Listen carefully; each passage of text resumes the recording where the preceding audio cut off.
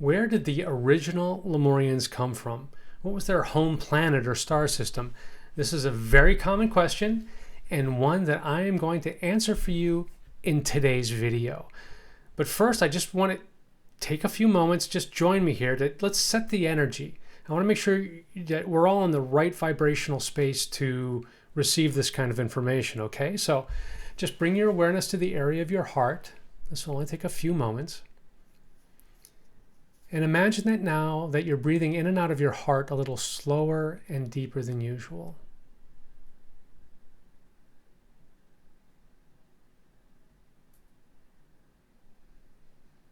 Just allowing things to slow down.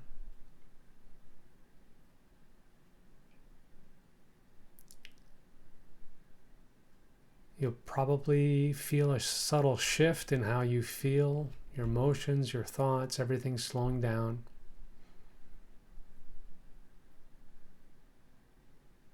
And with just a few breaths, you have successfully shifted your vibration. Thank you for that.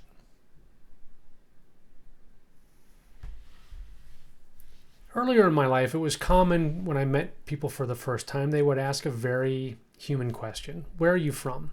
And it was always a challenge for me because I moved around a lot growing up, and even after growing up, I still moved around a lot. And it was hard for me to identify one or even two places that felt like, quote, home for me, or that felt like my hometown.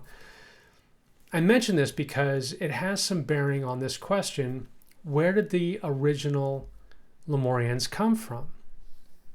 And I get that. When people say, what star system, what planet?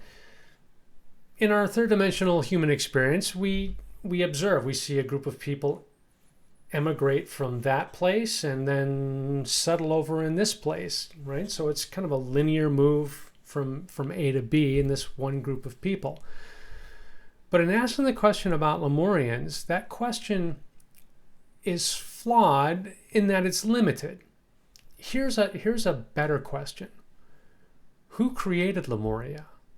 And what dimensional realms were those beings from? That opens up so many more possibilities, and in fact gives me the opening to answer this question for you today. Now, I'm not trying to convince you of anything as usual. I'm just sharing my opinion from my spiritual journey, what I learned from my mentors, what I've learned from my own spirit guides. So this is just food for thought, planting some seeds. And if it's kind of weird for you at the beginning, I understand.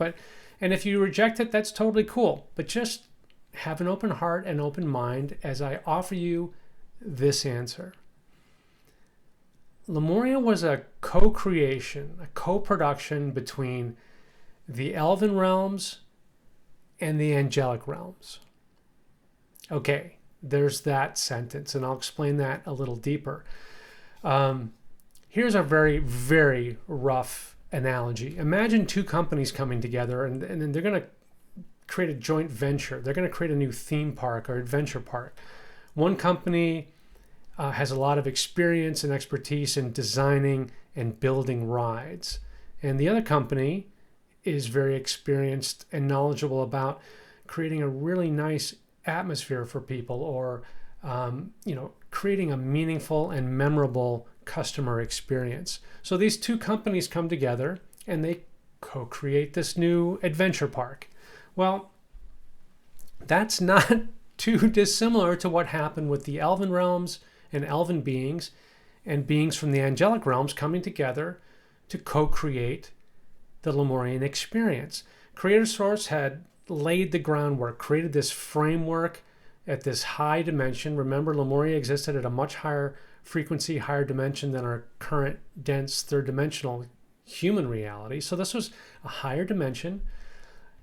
Creator Source had laid out basically the groundwork, created the stage, and then elven and angels come together to co-create this new experience that today we call Lemuria or Lemurian. Now, these two realms brought different kinds of expertise into this project. The angelic realms primarily stay non-physical. Angels do incarnate now and again, but that's not what they typically do. And my understanding is that there are 7 levels of angelic beings. And within those 7 levels, there are 7 sub-levels. So there is a wide variety of angelic focus and experience. And there's a lot of wisdom and it contained in the angelic realms. And they're very, very connected to Creator Source and very high levels of consciousness. Now, on the other hand, the Elven are widely experienced in incarnating into physical form. In fact, my mentor taught me that the Elven are the oldest race of beings in this universe that still incarnate into physical form. There have been races of beings, and I'm using race in a vibrational sense, not an ethnic sense, but there are races of beings that have evolved over eons of time that we can't even measure, and they've chosen to stay in non-physical or stay at a higher dimension and not take any kind of physical form. The Elven still do, because I'm going to say because Elven love the experience. It's fun to incarnate. So the Elven have this vast experience, not only on Earth, but in various star systems, planetary systems, different dimensions, different galaxies. The Elven have amassed an incredible amount of experience. So they're experts, in a way, in incarnating. And so they brought that expertise into this joint project we call Lemuria. Now, the Elven realms, many of you might resonate with the Elven that you came across either in the books or movies of Lord of the Rings, The Hobbit. Those books and movies were a big awakening point for many Elven who are physical on this planet now today. But as I said, Elven have taken so many different forms and so many different dimensions that you can't even catalog or measure it. So they brought all of that wisdom and expertise to bear. And so the angelic realm and Elven realms came together, co-created Lemuria. That's not to say that everybody who incarnated into Lemuria was either an Elven or an angel.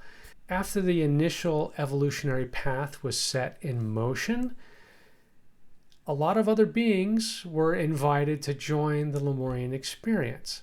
So I mentioned that question about being asked where I was from and always finding it a little difficult to answer. Well, same thing with Elven. It's hard for Elven to say, well, I'm from here, because a lot of us Elven are star travelers, and you might resonate with that as well. So, planets, star systems, other galaxies, it's hard to say, oh, here's where I'm from, because there's such a wide range of experience encoded into your soul light.